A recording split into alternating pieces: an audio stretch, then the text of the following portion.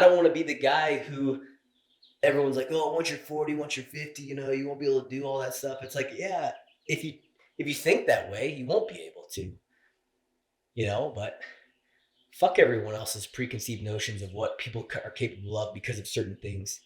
So I'm gonna fucking ride this bus until the wheels fall off, and I keep pushing it.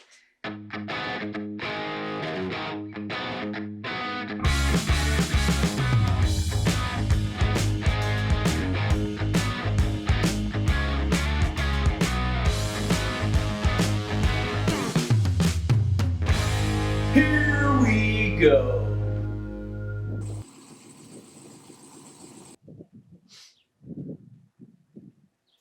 Wow, what the fuck? Yeah, real damn live here, Goddamn truck. Oh shit.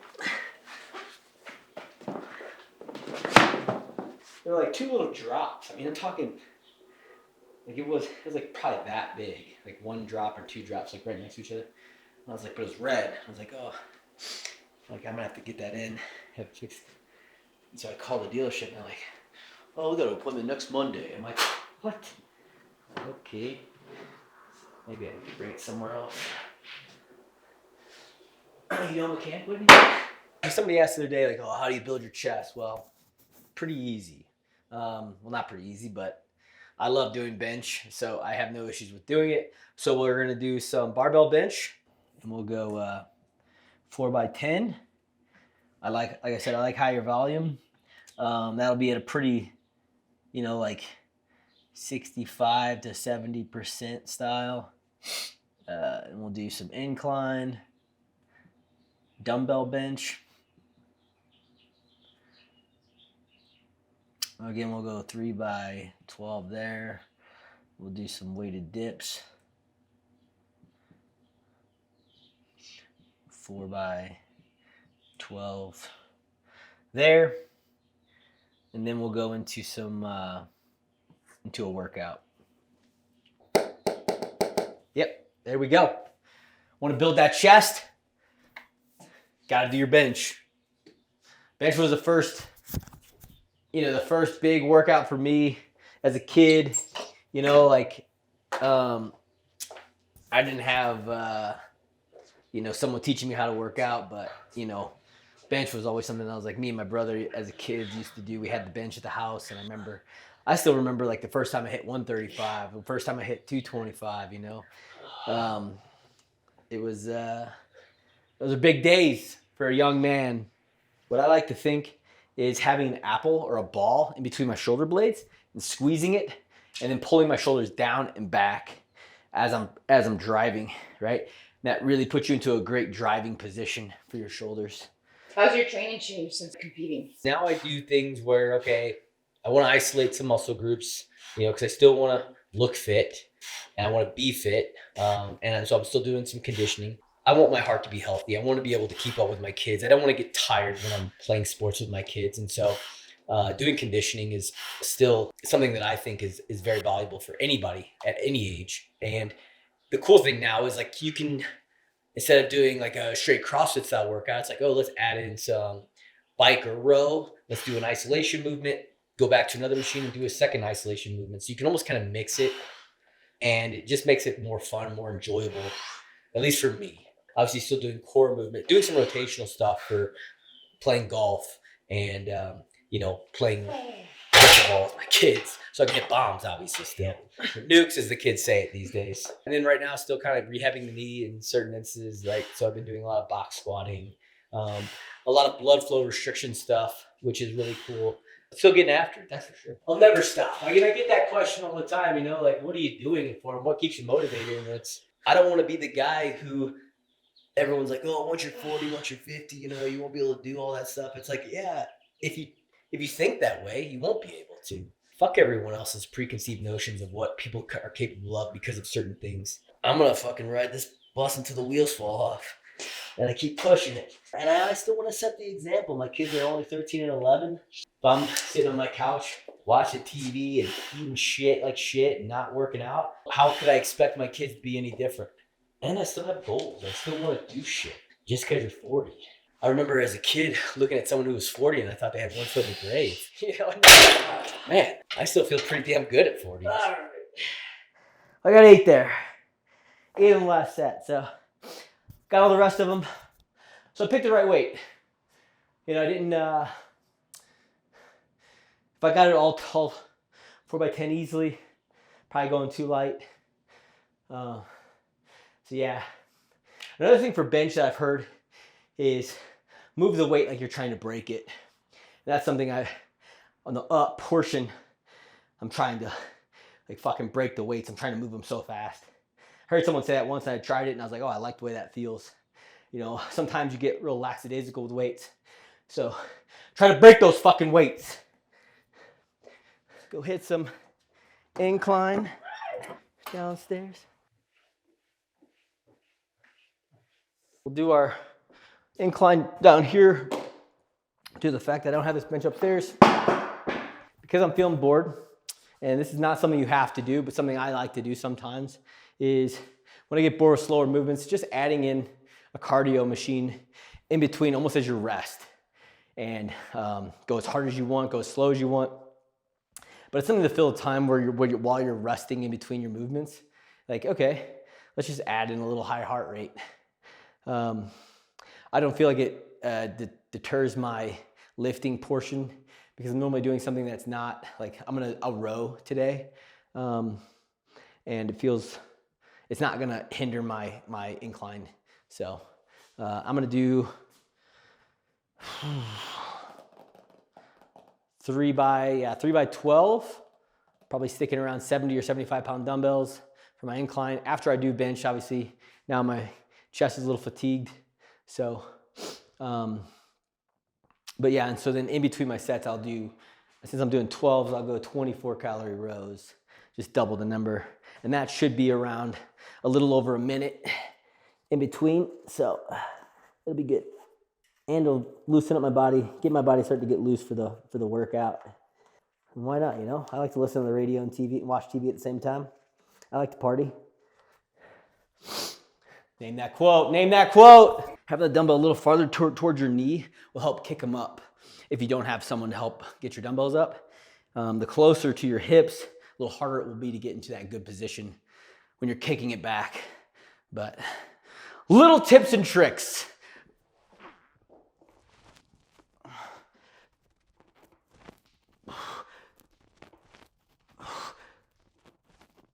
Whew. Yeah, so just hop on a machine, do your calories. You know, it's not for time or anything, but just to get a little extra in, right? Because why the fuck not? No use just standing around here getting a suntan in the basement. And so there's your rest. Well rested.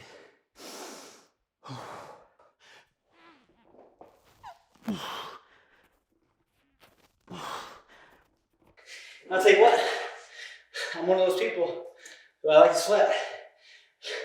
And if I don't feel like I get a good workout in.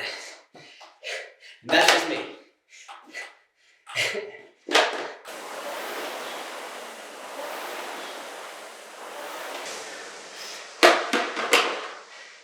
And see, we're already in the last set. It's not a conditioning piece, it's just a little extra, right? A little extra credit.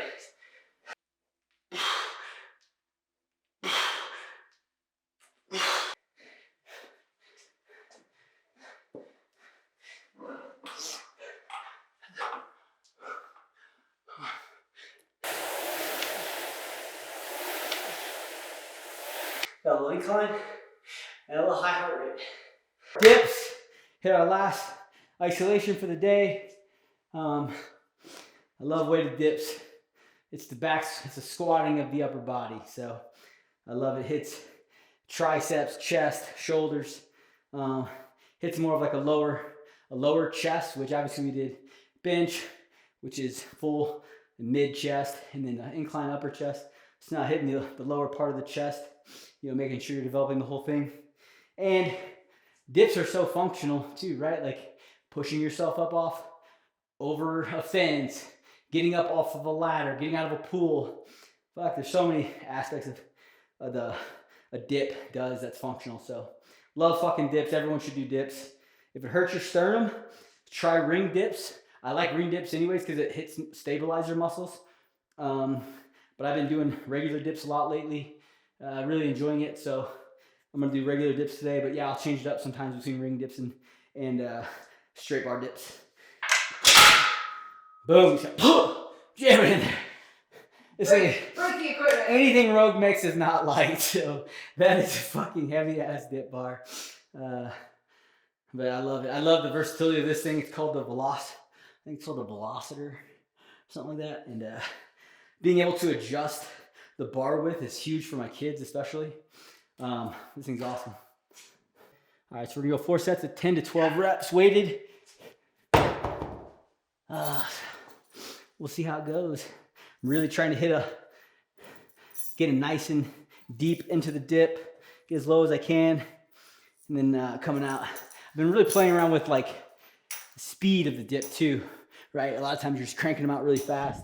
There's nothing wrong with that either, but sometimes you want to slow it down, right?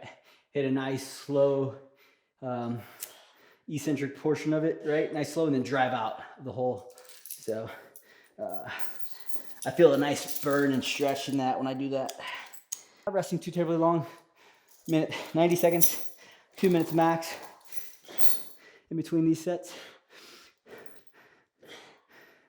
And dips is a great one you can put into workouts.